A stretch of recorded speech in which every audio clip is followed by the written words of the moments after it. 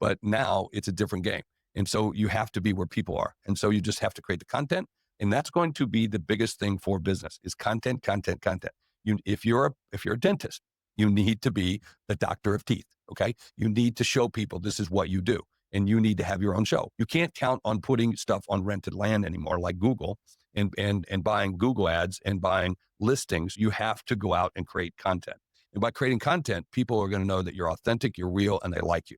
And you're not giving away the secrets. You're teaching people you can be trusted. And trust is the new currency for the future. And the best way to do that is by becoming Hey guys, welcome to the Sean Sias Show. We bring you strategies and stories to elevate your authentic influence.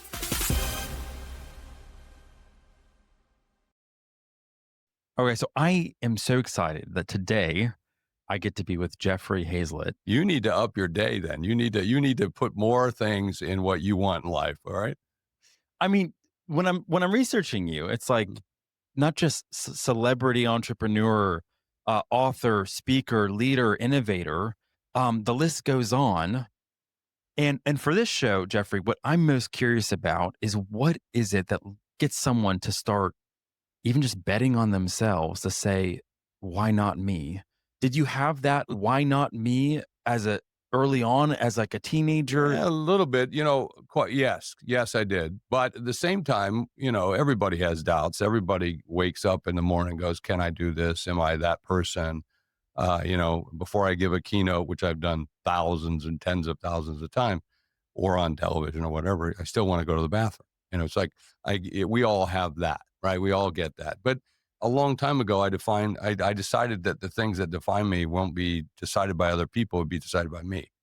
And so that helped a great deal in terms of my confidence and what I wanted to do. I just said, I'm going to be me. And no matter what things were around me, that then just drove me. I once had one of the greatest compliments in the world was a speaker who said, who did they most want to be like? And she stood up and said, I want to have the eloquence of Les Brown, who is, like one of the greatest speakers in the world and a very good friend, and the swagger of Jeffrey Hayzlett. And I took that as a great compliment. And it's like even back to one day I was talking about something. Someone said, well, "You're bragging." I said, "It's not bragging when it's true." And I've always had that. I don't know why, but it just gave me that confidence. I'm okay with where I'm at. I'm okay with what I do, even when I fail. I'm okay with that because that's just part of it. And what others think of me or might even the accolades or whatever, great, thank you. They don't define me. The best thing that's going to be on my tombstone will be a good father, a good husband, a good friend, and a great grandfather. That's the things to me that are more important. So I've always luckily had that grounding that way. I was going to say, you said something that really struck me, and it's that, people might have mistaken it as arrogance or something like that. Yeah. I get that a lot. Well, one of my biggest struggles and battles was always, how do I own my confidence? Yeah.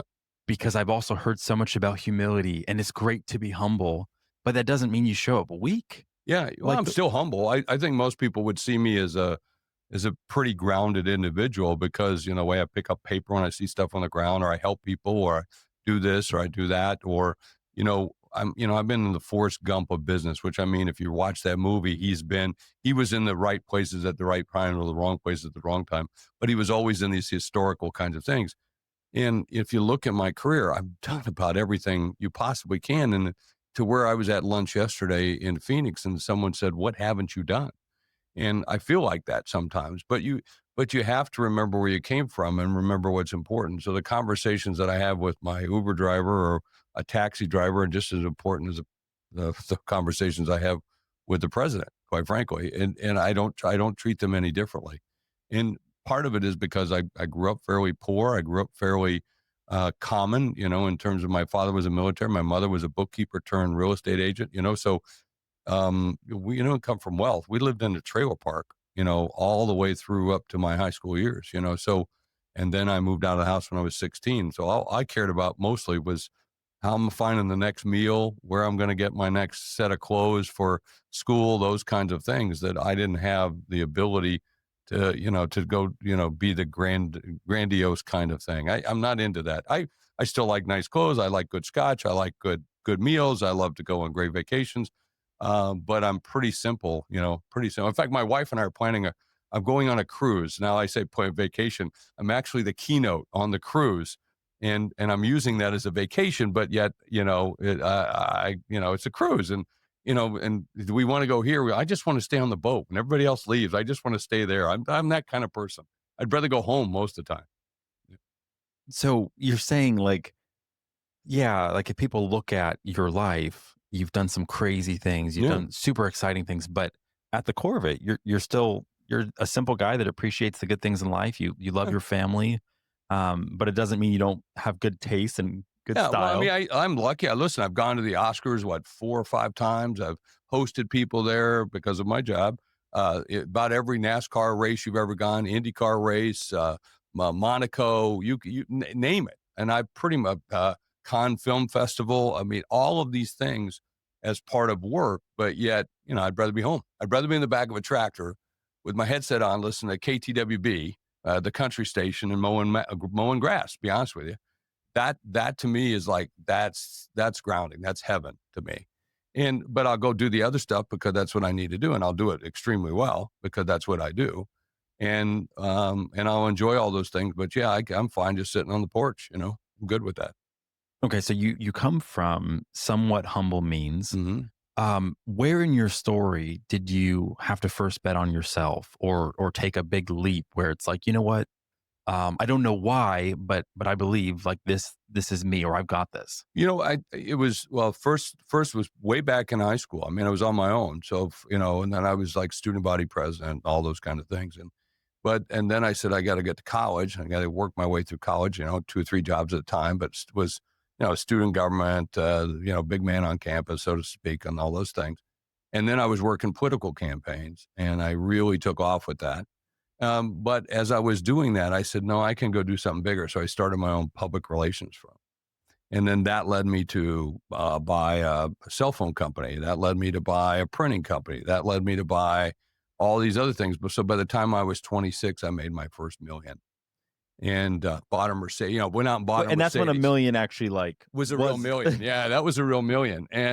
But prior to that, I was lucky to be making, at that time, I remember I was making like 20,000 bucks, and I thought I was the richest man in the world.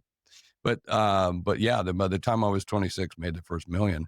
And then that's when I started to start putting it together that, here I was living in South Dakota, but yet I started to figure out that I could do this in Iowa.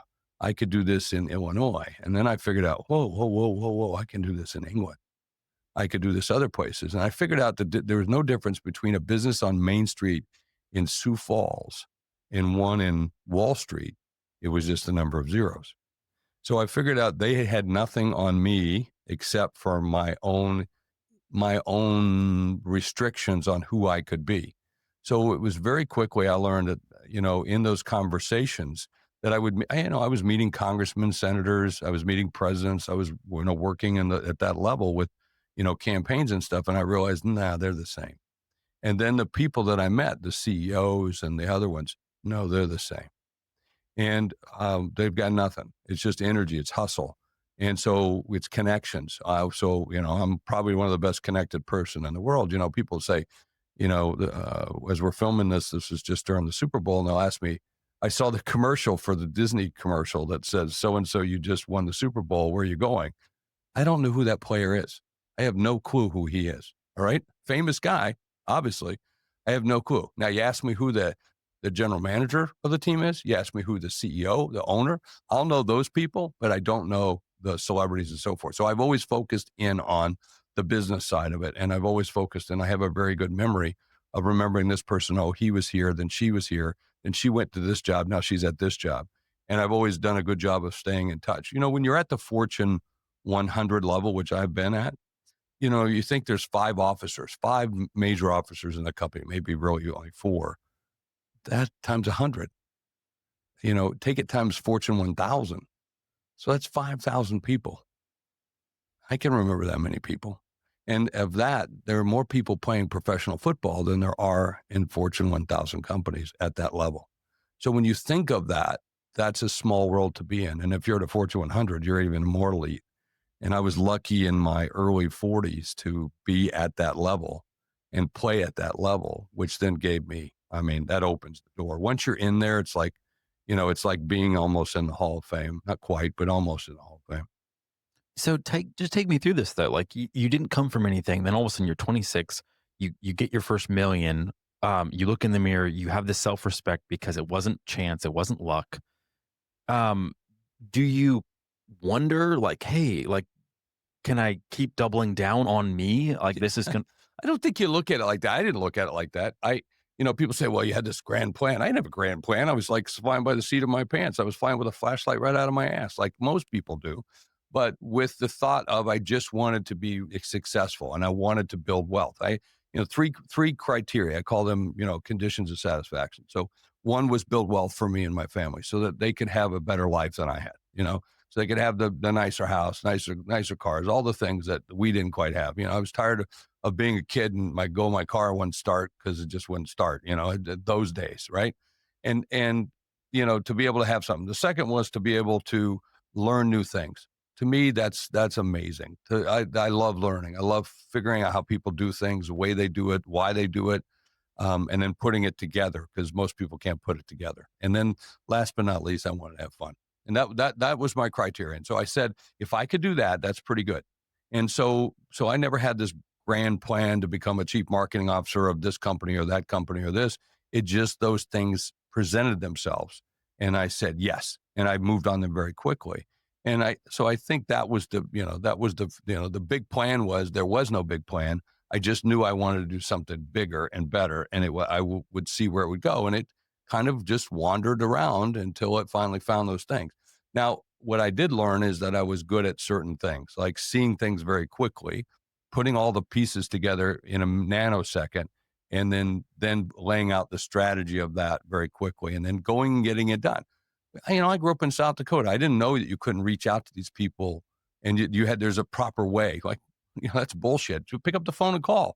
I mean, the first time I did Celebrity Apprentice, before it became Celebrity Apprentice, I said, call Trump. Let's get our stuff on the Apprentice show. And they said, well, how do we do that? I said, call Trump.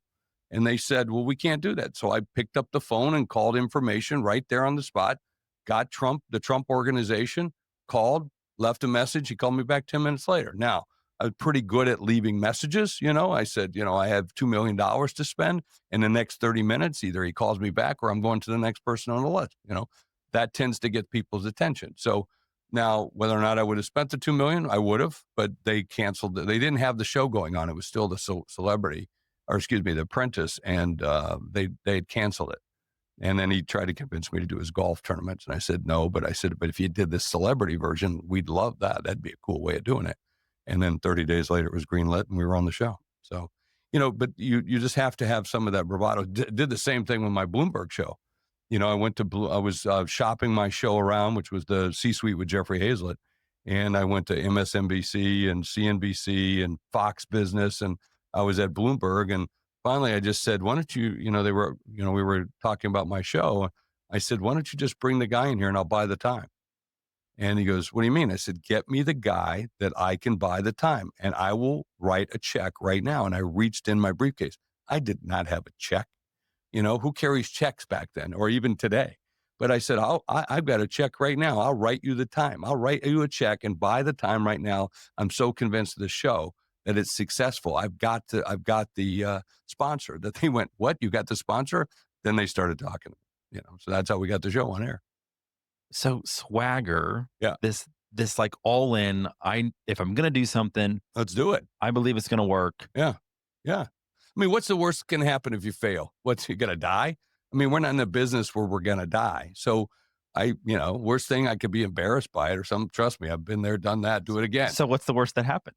The worst that case, I had the number one show on business for a long time. So it's great. We love that, So to be a number one show in prime time on business, nobody rushes home to watch that. So, but it does give you the gravitas of being at that level and gives you the gravitas to, basically walk into any boardroom in the world and have conversations. People will pick up the phone because of that. So that positioning is of such a level that's just very positive.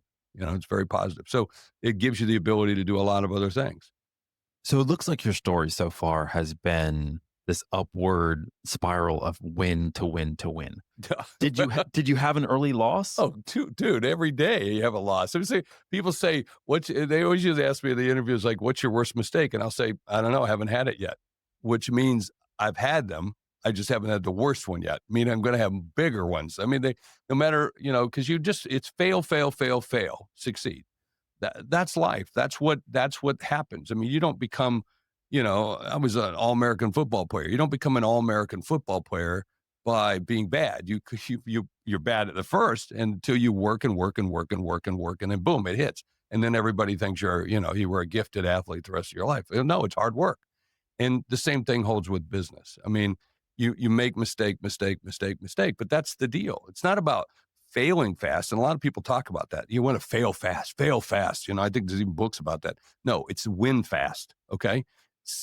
Failure sucks. It sucks to fall down. It sucks not to get the sale, but it's great when you get the other one. So how do you get through all that? And we're still constantly learning. Like today, or this morning, I was on the phone with some of the sales team, and I'm talking through these things. I said, we got to get to the no's quicker. And they said, what do you mean? I said, right in the first meeting, you tell them this is $250,000 right now, or we're done. I said, if they say no, then we're out the door. Why are we wasting 4 meetings to get to that no? Get to the no faster. And no hard feelings, just let's get there. Because I don't want to waste your time. You don't want to waste mine. And, I don't want them coming back. They still want to come back and they, want to work with us and say, oh, we'll pay you a commission on everything. Like, I'm not spending more on your sales, okay, than you're willing to spend yourself. So let's get those, lucky lookers, those lookers out of the way as fast as possible. So that's, you have to set your mind to go do it. So what was one of the hardest business lessons you had to learn? The hardest one I ever listened to, it's a small one. I look back now, but it was $5,000 back then. I bought into a pheasant farm. Yeah, I tried to corner the market on pheasants till I realized there wasn't one. And so that was probably the hardest. I remember I had to even borrow the money from a local bank, to pay that debt, because it was more than that actually, but that was what was left over and I didn't have it. I was like, a young guy. And so I went to the local bank nearby where this pheasant farm was, and they loaned me the money and I paid it off over time. But that was one where I tried to corner the market on pheasants. We were smoked pheasants for pheasant hunting resorts and so forth. That was before. Now today that would have been a fairly decent business, but back then it was really bad. And I had partners who took advantage of situations and basically took money out the back door. So, but that's how you learn. That's how you learn. I won't do that again. So do you feel like you're more like intellectual smart or people smart? Both. Okay. Yeah, both. I don't have the credentials of the smart, the book smart stuff. Although I went to college, never finished, I'm like 3 credits short, because I was out working campaigns and trying to eat, trying to survive.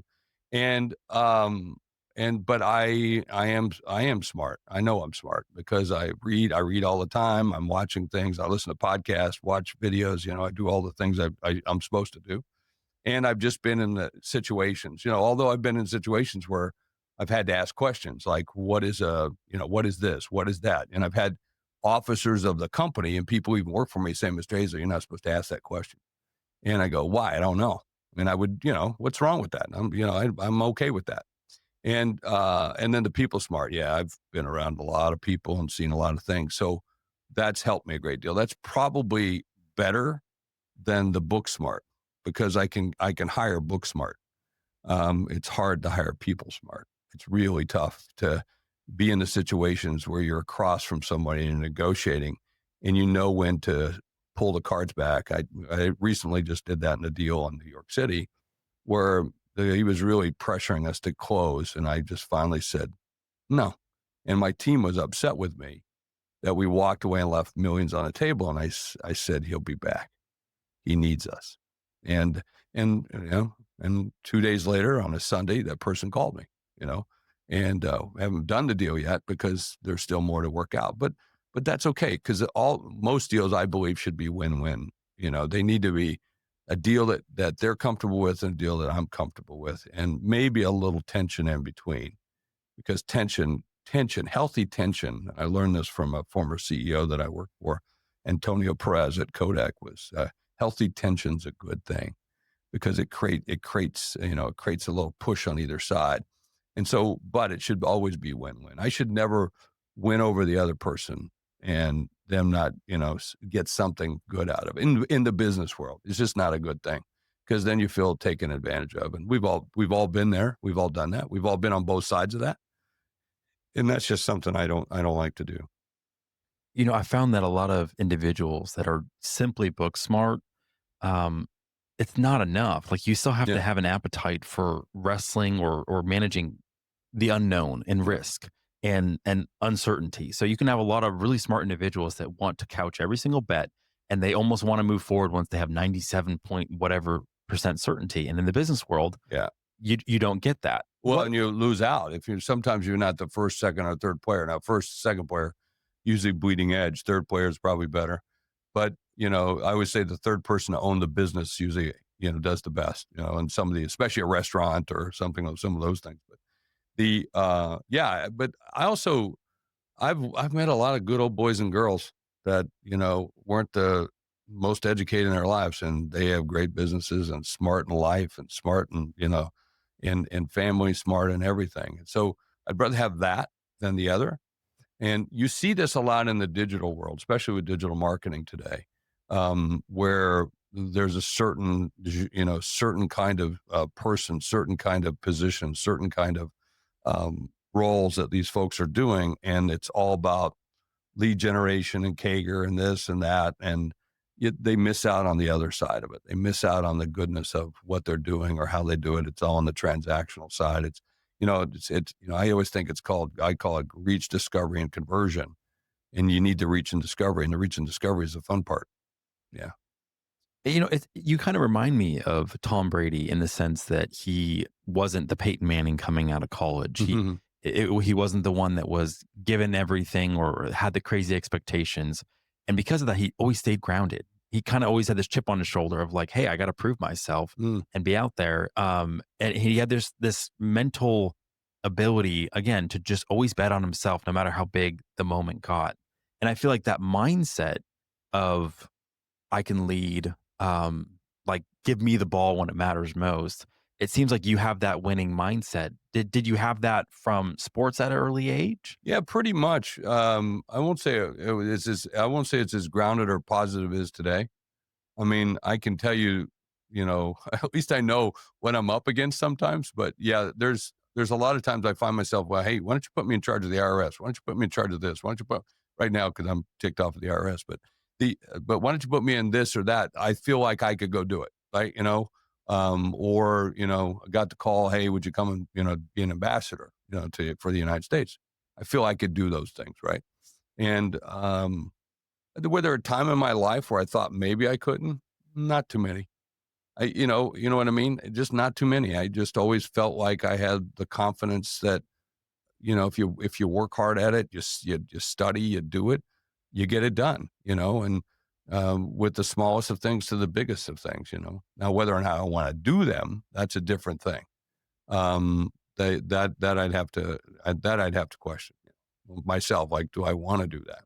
Is that more of a calculation or like a gut level intuitive? Is this aligned? To both, although the gut, because of the history, because of your knowledge, because of what you've done, you should be able to make those decisions. Malcolm Gladwell wrote about that blink in a blink. Like there are people who can do that because they've been through like buying a business or seeing the situation. I've been in negotiations very quickly and you just say, nope, this doesn't smell right. And then when I say smell right, it's all the things don't add up. And you can do that very quickly. Sometimes just by walking in, you can sense the mood or something. I walked around one time years ago. I was about 36 years old, and I was buying printing businesses, and walked into a business and looked around. Looked very good. Everything looked great. And I looked at the books, and it didn't add up. And I said, I said, I got to understand. You asking me for this price, but I look at the books at this price. This doesn't add. He goes, well, not everything's in there. I said, well, I don't buy things that aren't in there. So slid it across, because the guy had a Mercedes, his wife had a new car, a new van at the time.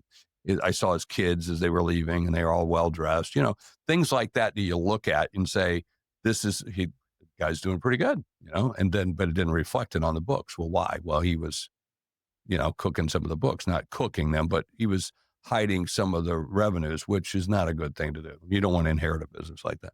So was there a time where you said yes, and then that night you're just kind of got that feeling in your gut where you're like, I ignored some of the signs, or I ignored that feeling? Yeah, you always have. We all have that. When we buy the new car, and should I got the blue one or whatever, or a lot of car references today. But anyway, maybe because I need a new truck. My truck is 20 years old. So anyway, I'm afraid to shut the doors because the chunks of it might fall off right at this point. But even that, Jeffrey, what does that say about you? It's not because of a lack of money that you're driving Yeah, it's a Ford pickup truck. Yeah, it's 20 years old. And yeah, okay. So what? I guess it's got cracks across the window. It's like me. It's beat up. It's got a few bullet holes in it, which is true. And it's got this, it's got that, so I'm okay with that. I don't need that. I just need good transportation, and I don't need to show off. You know what I mean? I don't need that in my life. I'm okay with that. I was having a discussion we do host a Scotch Sunday. Every Sunday I hold an event called Scotch Sunday, and we were talking about trauma and things and people and life, just because this is like sitting around a bar, except we're doing it online. And we were talking about how things define us. And I said, those, trauma or the things that I do in life don't define me. What you think of me does not define me. It's what I think of myself. It's not the accolades. And I have a tough time. All these people list all these things that I have done, which are awesome. I'm in 4 business Hall of Fames. I've done this, I've done that. And all those things are great, but they don't define me. They're good. They're nice.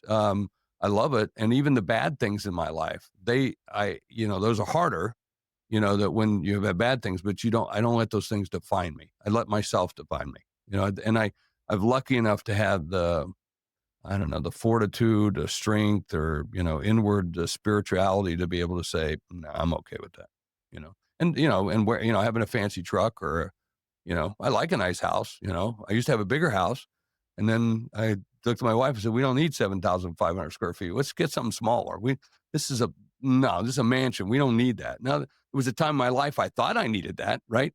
And, or I felt good about that. Now I just I'd rather have a cabin up in the Black Hills of South Dakota, or a little place on the prairie, Now, there's something really almost like sacred about what you're talking about, this sense of identity, though, because you can read books, you can have experiences, but if you somehow have this storyline for your own life where you view yourself like you can keep yourself in your own prison, Yeah. no matter how much people are trying to help you, simply based off the way that you self-identify.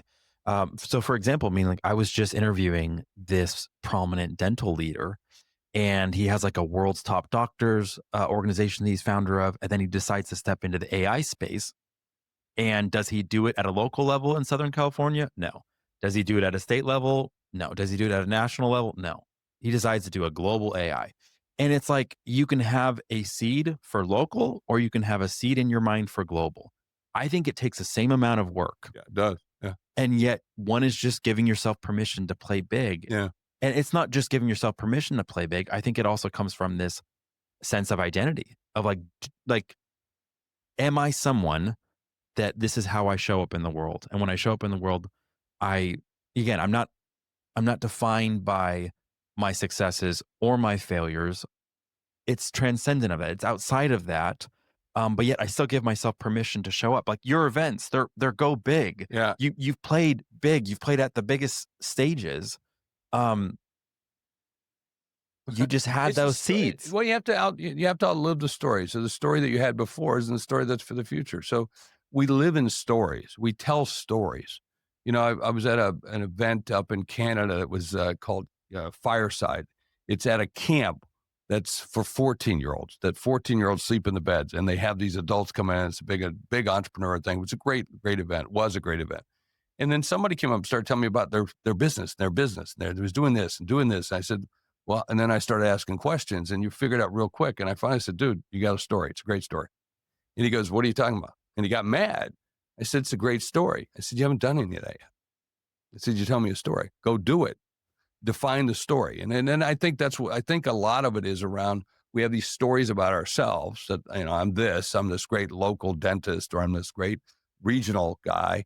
Well, go ahead and do the bigger thing. Just add zero. Like I said, it's just adding zeros. There's nothing different. It's a time I literally have a house in South Dakota that I can see Iowa from my house. Okay. Now, which means, but my joke about that is I can literally just jump the river and I can be in another state. Wow, that's pretty cool. You just have to walk across the river. You just got to get your feet wet. Or in this case, I own a bridge, so you can walk across my bridge. But anyway, how many people own a bridge? Well, I can. What the hell? And somebody said, what happens when your bridge falls down? I said, well, then I own a dam. So there you go. That's what you have to do. You have to just be ready for that, right? But in like this case, what a great thing for this guy to be able to say, yeah, let's just do it. And what's the worst thing could happen? He built a worldwide AI that only local folks use, right? Oh, okay. Well, that still could be great, hugely successful. So that's nothing wrong with that. It's just saying, hey, I can add a zero to this. I can add, and instead of one exclamation, make it three, and I think that's what we should do in life. I just think that's easier to do.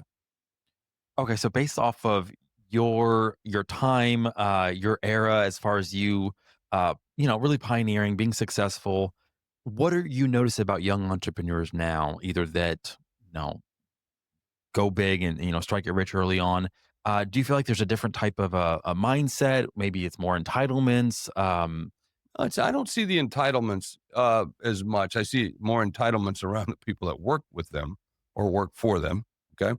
But entrepreneurs are a different breed of people, that just have such great focus, which is really good. If I see mostly what I would say about young entrepreneurs is that they bought into false prophets, and false prophets like bottom line, and false prophets like the Bible, meaning they're listening to people that they should not be listening to. They're listening to people who will tell them it's 50x, or it's this, or it's this, or it's this. And to me, that's some bullshit stuff, because it doesn't work that way. And every once in a while, someone gets rich from that. But usually the people who are pontificating that are the ones getting rich. And so I see them drinking the Kool-Aid of these false prophets. And I mean also the business plans and the things that they do. And the other thing I see with entrepreneurs is I don't see the give back. Like, in my opinion, is I want to see young people and older people who have great values. I would rather have a business that has great values, that puts people above profits, than anything in the world, because those businesses will succeed better than any business in the world, because they're caring about the people they work for and the people in their community. And when you see businesses that put, values first, you see a business that grosses more than any other business in this industry. You see a business that makes more money than any other business. You see a business that have employees that have bought in, drank the Kool-Aid or champagne, and are more engaged in that business than any other business. You see a business that vendors want to work with them. And you see a business that when that person, he or she, walks through the community, everybody goes, there goes a hero. And that's a pretty unique thing. And I would love to see more entrepreneurs be more value-based rather than, here's my exit plan. And don't worry about your exit plan. Worry about the values. Worry about what you're doing. Worry about what the things that you're building. And, that's what I would like to see. So if I see any fault in entrepreneurs, I would, I say fault, but but it's easier to find those people with all the other people that aren't like them. So anyway, that's where I would be. So something you said somehow gave me that reference of it's easier for the rich man to go through the eye of a needle than to enter the kingdom. It's a reference in the Mm-hmm. Bible. And I think the idea there is that when you seemingly can have the whole world, there's that temptation to lose your own soul. Oh yeah, it's tough. You could start believing what they really say about you, right? And then when that's not true, you know what I mean? Oh, he's this, or they're that. That's why it's good to have great people around you. I've good people. I got great team members. I've got, a partner who calls me and says, you're not going to want to hear this. I got other people who see nothing but goodness in people all the time. And I've got a great family who just says, you're grandpa, you're a husband, that's what you are, put that stuff away, and that's good. So though if you have those kinds of balances in life, and Stephen Covey wrote about this a long time ago, 7 Habits of Highly Successful People. He said, you got to have spirituality, you got to have good friends, you got to have your family, and you got to have, a little bit of business, and all of those got it like a four-way teeter-totter, they got a balance. And the only other one I would add, and I think you got to have health. And I think for a lot of business people, we put that on the back burner. And you start getting a little older in age and you're like, oh my God, I got to pay attention to this stuff. And I think it would have been better to pay attention to that sooner. And I think there's more emphasis on that today, which is good. So of those 4 things that Stephen Covey said you got to have, I would add the health be a part of that. I mean, because it seemed like your anchor is held, like you've stayed grounded, and it sounds like you're saying a lot of it has to do with the people in your Oh, life totally. and the values that you've had. Yeah, values were a big part of it, but the people help you stick to the values. I mean, let me tell you, if I wasn't married to who I was married to, and she's 5'1", 105 pounds, I'm 6'3", 200, some odd pounds. And I remember the first time I met my wife's great grandmother, she looked up at me, she looked at me, she looked way up at me and turned back to her and said, "Isn't he bigger than necessary?" And so that's been my life, all my life, right? But yeah, but I had somebody who was grounded who would say, no, we're not, and little fireball, I remember once I was saying something to my wife, my daughter, who's is very much like me, said, "Don't talk to your mom like, don't talk to mom like that." And I was like, don't you take her side. She, what are you talking about, man? She holds her own. Just go away. So, but you got to have, I think it's good to have people so that you got some, you got bumpers, guidelines that you kind of have to be inside of all the time. I think that's good for everybody. Otherwise, quite frankly, you go off the rails. I mean, look at some of the people that we got going off the rails that are billionaires, quite frankly, that have no control. They're doing stuff they shouldn't do, and in making it better for them, but is it better for everybody else? And I think we have some responsibility to take care of that. I think everybody, and especially in business, if you're taking, you have to plant, you have to give back, and that's an important thing for people to do. So I'm curious, as a father, what do you do when you have it all, though? Do you make it so your kids still have to fight for Yeah. stuff? They still have to work. Allowance and the whole bit. Absolutely. My son still works within the business. I always have him. He's the best chief marketing officer I've ever met in my life. He's just so intelligent and smart and a lot better CMO than I ever was. And I always put one person between him and me at all times, just because there's a father thing and then there's the work thing, right? It's kind of tough, does he say dad or does he say Mr. Hayzlett? Does he, those kind of things. But yeah, you put all those things in your kids. You can't give them those things. We never did. And look how they're so successful today, right? At their age, more successful than I was. Now, they might measure that against me or something like that, but they shouldn't, and they won't, because they're very grounded individuals. But yeah, you should have all those things. You should have defining rules that help lead that stuff. We all should. We did. I did when I don't know about you, but I did when I was growing up. I had to shine my dad's boots because he was in the military, so that was a big thing. I get 10 cents for doing that every once in a while. Never, but that was, yeah, we all had jobs we had to do. Well, because oftentimes there's this generational, like there's the one generation that didn't have anything, so then they had to work for everything in order to provide for their kids, they wanted to give them what they didn't have. Yeah. And sometimes in giving them what they didn't have, which is maybe all the trips or the nicer first car, they didn't allow them to develop. We all make those mistakes. I did some of that as well. But, but at the same time, I would say things like, hey, Dad, you're going to be home. Well, here's what you want. What do you want? You want to go to Disney World, or do you want Dad to go do that? Dad, we'll see you later. I'll help you pack. Boom. So you have them make those decisions. Or, hey, we're going to Europe. My Dad's got to go there. So let's go. You're all coming. And so they got to have that experience, which a lot of children never got to do. So it can balance itself out, but you have to, but at the same time, I would fly to Australia, have a meeting, and turn around within 2 hours and fly back so that I can make my daughter's Friday night football game to watch her cheer. Okay.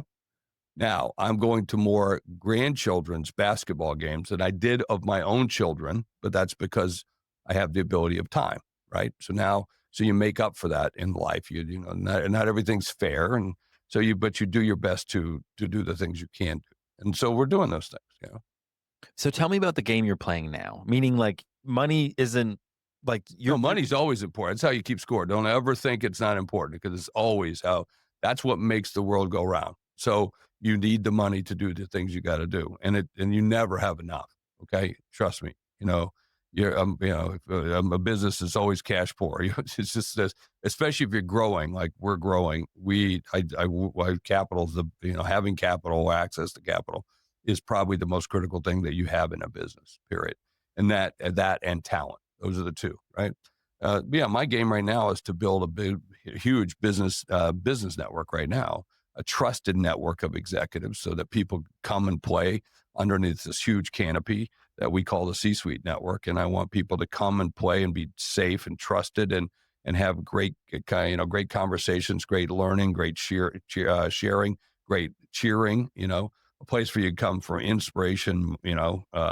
Motivation and a chance at monetization, but you got to get engaged. And so we're building out, a media network of podcasts and television shows and books. And so we're putting all the things in place. And literally I'm doing 25 sales calls a week, of me selling those to guys like you and others to say, come join our network, This is what we're going to do. And we'll do this together.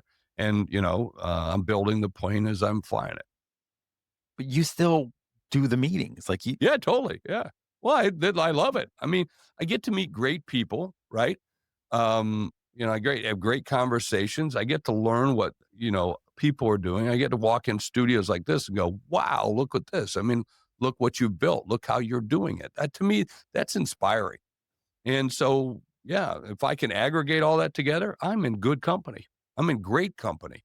And that's all I'm trying to do is imagine we could build something all together that's better than what we've got. And we get to decide, not what other people get to tell us what we have to do. Like bullshit. We're doing it because this is the way we want to do it and do it any way you want. What's the rules? Just got to give everybody a platform to do it, a fair platform to do it from, and then let anybody else go do it. I think that's cool. I tell people all the time, there's certain rules that you should have when you do a podcast. There's certain rules you should do when you have a television show or video show of some kind, a video cast, whatever it might be. And you can do those and fit and step and repeat and do some other bigger things, or you can do it a different way and it won't be the same as the others, but it's your way. Okay, that's pretty cool, And so that's what I'd like to see. Right now, if I go try to do a television show for the major networks, which is diminishing. I mean, I say that because, 20 years ago, 30 years ago, number one show on television, the finale, which was ABC's, what's the Fonz of Happy Days, and 60 million people watched it on that night. 60 million people. You fast forward to 2 years ago, and the biggest show for the decade was Big Bang Theory, and the number one show that night on the finale was 6 million people.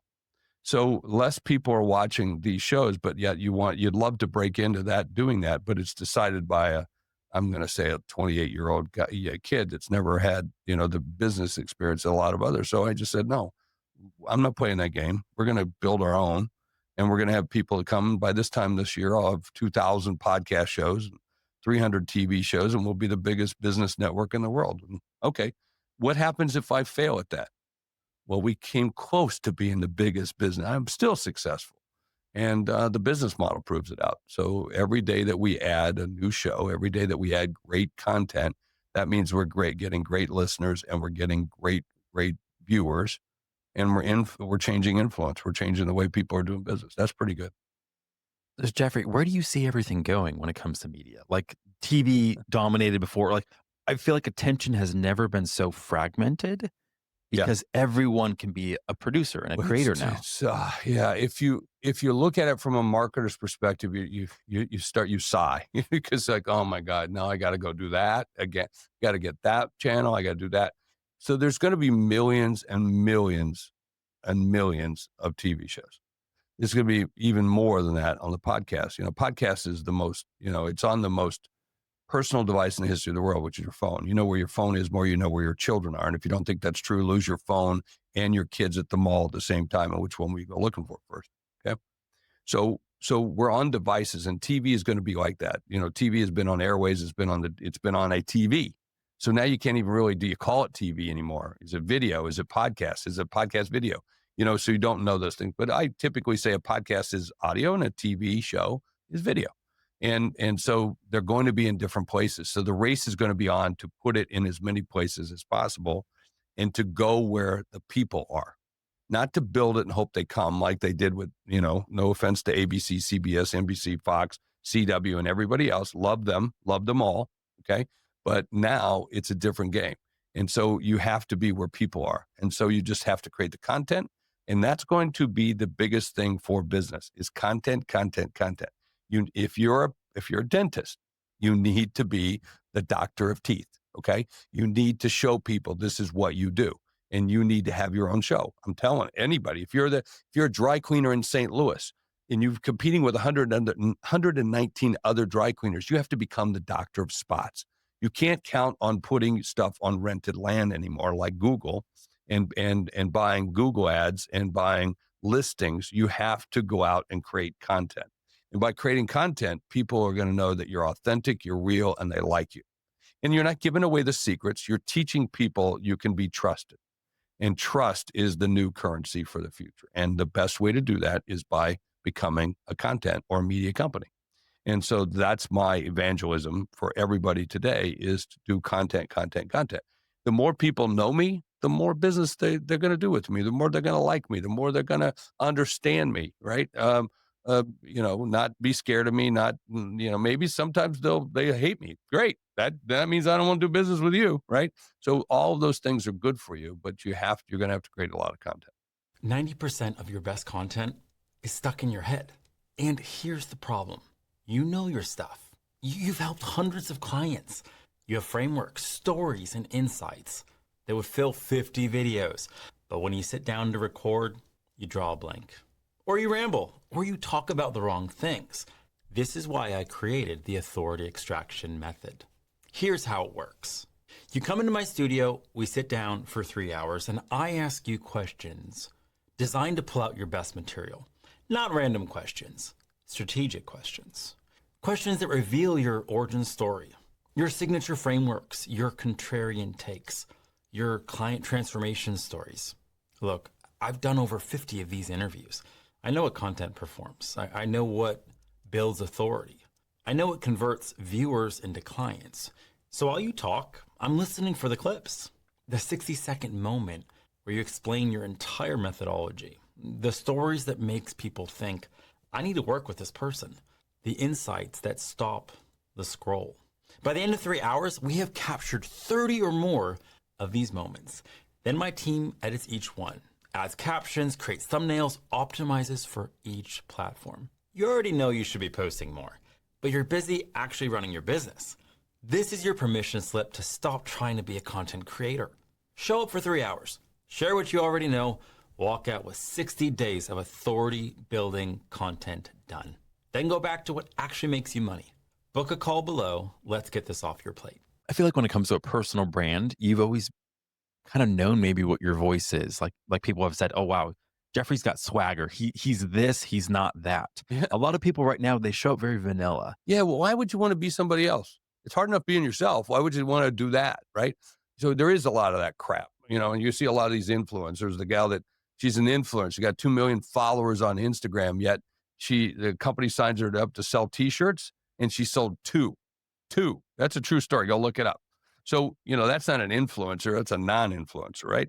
What do people love to watch? They love to watch pickers. They love to watch Pawn Stars. They love to watch real people doing real stuff that they don't normally do. That's how we learn. That's humanity. That's just life. And so, I want to listen to real people. Why would I want to listen to fake bullshit that doesn't do me any good? I mean, or dress like that, or be like that, or the lifestyles of certain people. I don't want to mention names, but just use Kardashians. Why would I want? I mean, they've done well, and I think they've used their brand to better themselves and do that, which is that part I like. But go do something good. Go do something good.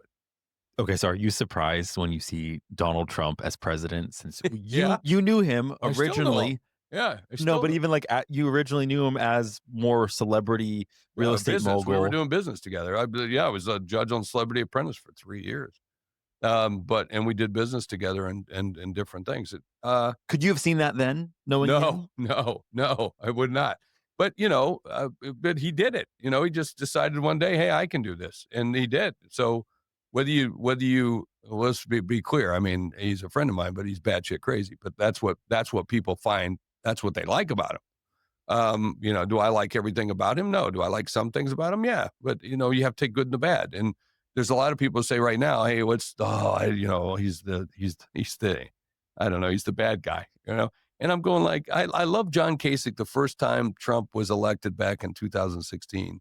John Kasich was the governor, lost to him. I thought John Kasich would have been a great president. I thought he was a great individual, great leader, great servant to the United States as a governor and the other jobs that he held. And he said it's like getting on the plane and hoping the pilot does bad.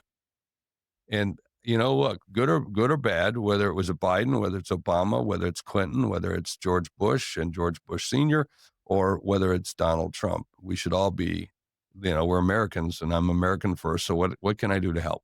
That's the way I look at it. And even if I don't get along with everybody, and in this case I get along, but don't always agree. But what can I do to help? And that's the way I'm looking at it. That's the way everybody should look at it, right? So should we rule you out for public office I'm someday? not running for public office. There's too many skeletons in this closet, and my wife's already said no. So there's no, and I owe her that. I owe her my life. I owe her a lot of my things. So yeah, there's no way. Yeah, would I serve in some capacity? Yeah, yes. But you first have to take care of the obligations you've already made promises to. In this case, I'm building a business with some business partners and people and some investors that have put money into it. And I made a promise that this is what we're going to do. It doesn't always go the way you like until it goes the way we would like. I got to stick with that promise because that's the promise you make. So where are you headed for the next 5, 10 years? Well, hopefully I'm headed home as much as possible, but it doesn't feel like that lately.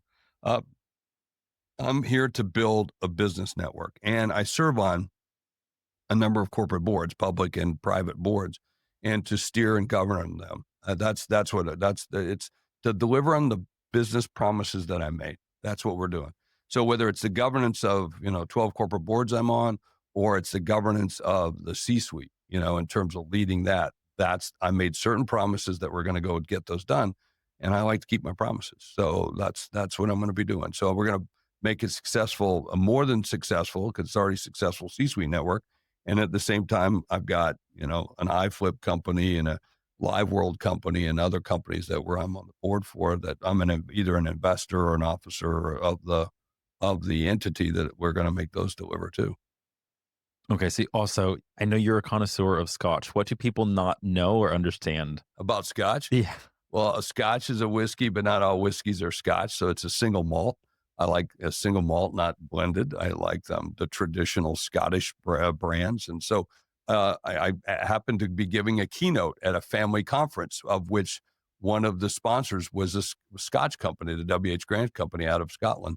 And they make Glenfiddich and Knivi and Monkey Shoulders and a whole bunch of other brands. They're a big company, although still family owned. And I thought the night before the keynote that I should go and taste because they were a sponsor. The other one was Tabasco. I knew Tabasco. I'm a huge fan of Tabasco, but these guys were, and I thought, well, you know what? I should, live their brand. And so I went out and tested all these scotches, and I love theirs the most, and I love the oldest or most expensive ones the most. And I thought, where has this been all my life? And for those who know me, I was not a drinker. I would have like maybe a fuzzy navel or something like that. I rarely would drink, and I would have wine, but rarely have a spirit. And then I found that I don't know how many years ago, but 8 or 9 years ago, and since then I've become a huge connoisseur of Scotch and good friends with people who sell Scotch futures and the distilleries. There's only 189 of them around the world, so there's not that many, when you think about it. But it's billions and billions of dollars, and It's probably one of the most sought out after spirits in the world. And it's like wine. There's different regions, there's different tastes, there's peat, non-peat, there's smoke, non-smoke. There are some blended scotches that you can try, and of course some great Irish whiskeys and some great American whiskeys and bourbons too. So all of those things I find, and all of them have a story, and all of them have great companies and great people who work and pour themselves into every glass, and that's pretty cool. And what I love about scotch is I usually can sit around with somebody and have a great conversation, and that's probably the coolest thing in the world. And that's leading me to partner with somebody in New York, which we're opening up a cigar bar, opening up a speakeasy, opening up a wine and spirit cellar, and an art gallery, and a couple restaurants, and all these things that's soon to be announced, but having a blast doing. So who's on your Mount Rushmore of business advisors or leaders or just men or women that you respect that you looked up to? They would not be anybody that anyone knows. They're Fred Pension, who ran a plumbing business when I was 14, and gave me a job, and helped me when I was down when I was a young kid. It's Mike O'Connor, who ran a print shop, who I bought, and taught me how to Z out the cash register and take track of how much money you do every day and how much money you make every day, and how to chart that and look at that. It's John, who ran an insurance agency forever, and he was a state legislator, and who would put a stake in the ground on something he believed and never back off until he got it done, and who was the opposite of my political views, but I respected. So there's people like that. And yeah, and those would be on my Mount Rushmore. And those are the people that you would see on my Mount Rushmore. And my mother, who did things when she had no money, and just did it, and she was the youngest of only girl and four older brothers. And and her name was Henrietta, and the boys, my uncles, called her Squirt because she was so little. It's people like that nobody else would know, but that's the people I would put on my Mount Rushmore. So if someone was writing a book about you, what do you feel like would be like the greatest lesson learned or the greatest gift to the reader if someone was reading that book about you?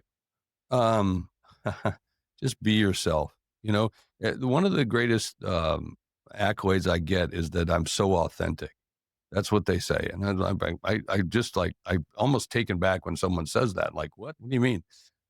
Authentic? I'm just me and me. And I think if I could give anybody that gift, if I could give everybody that bit of advice or counsel, not advice. Advice is given by people who've never done it before.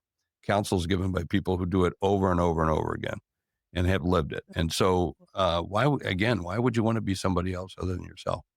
So be yourself and be proud of it. Step up into it and own it. Wear it, and then do it times 10. And that's what I've found in life to do. And I live bolder as a result of it, and I live better because of it. And I don't have to apologize. I don't have to apologize. I don't have to make excuses. That's it.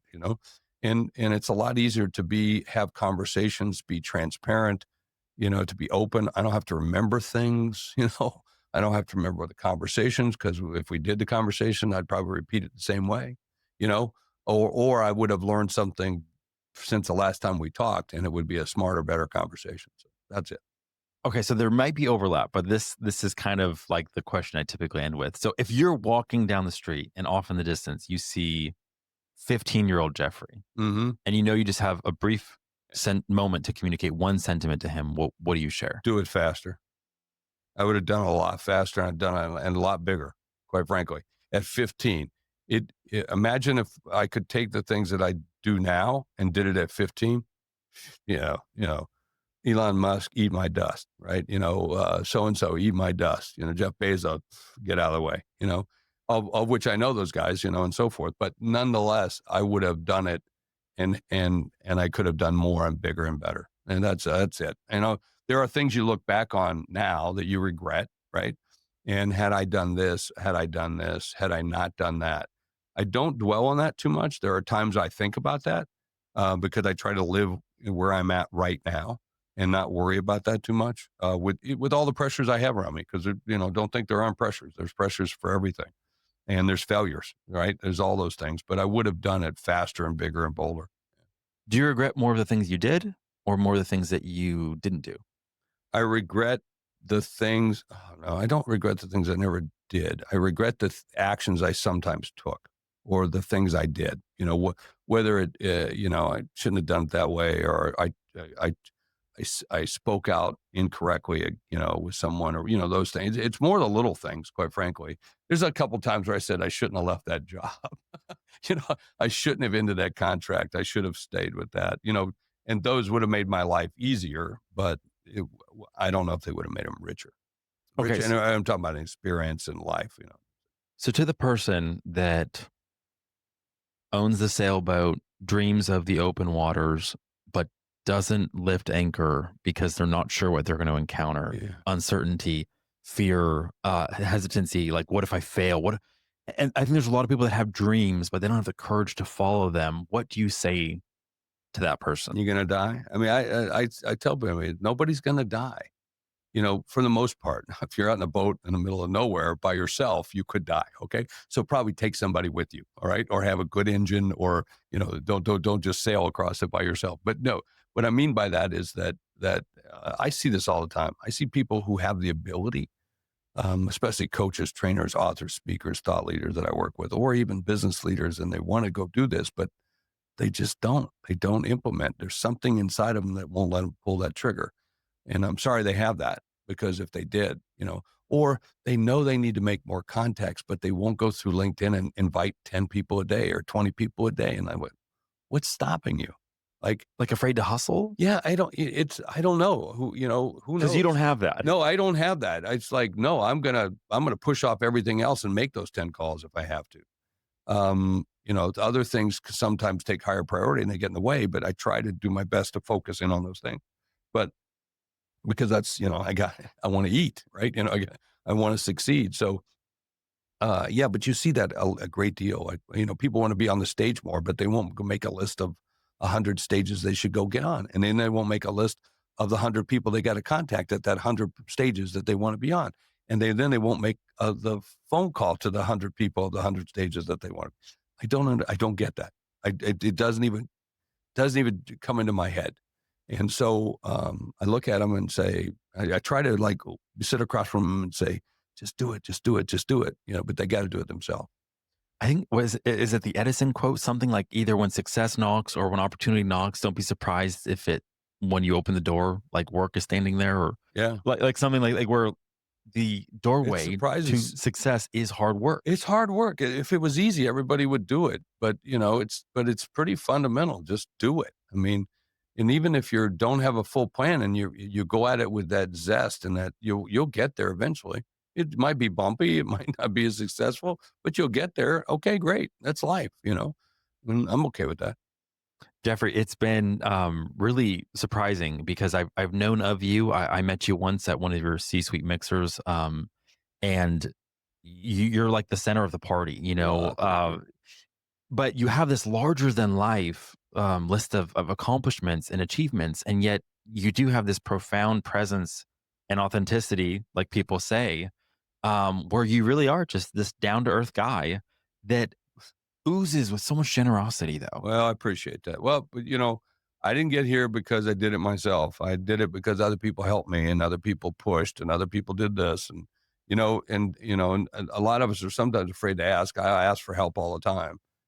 But I found the more help I give, it comes back to me threefold.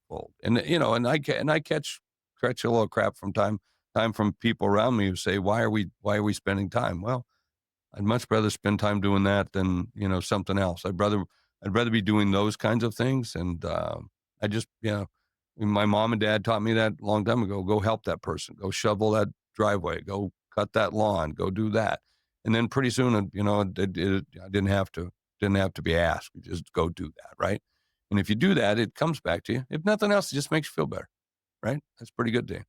I like putting people together though. If you see me at our mixers or cocktail parties, I mean, even on the ride over here, I'm like emailing and texting people, you got to meet this person. He's coming in and that and that and that. Because if I put those people together, something will come back to me. I don't do it for that, but it makes me feel good. But it always comes back. It always comes back. Even just the generosity to show up today in my Yeah. studio Yeah, it's good though. to let me interview you. Yeah. Like, thank you so much. Well, thank you for asking me. It's great that people still call. Well, thanks, Jeffrey. Appreciate it.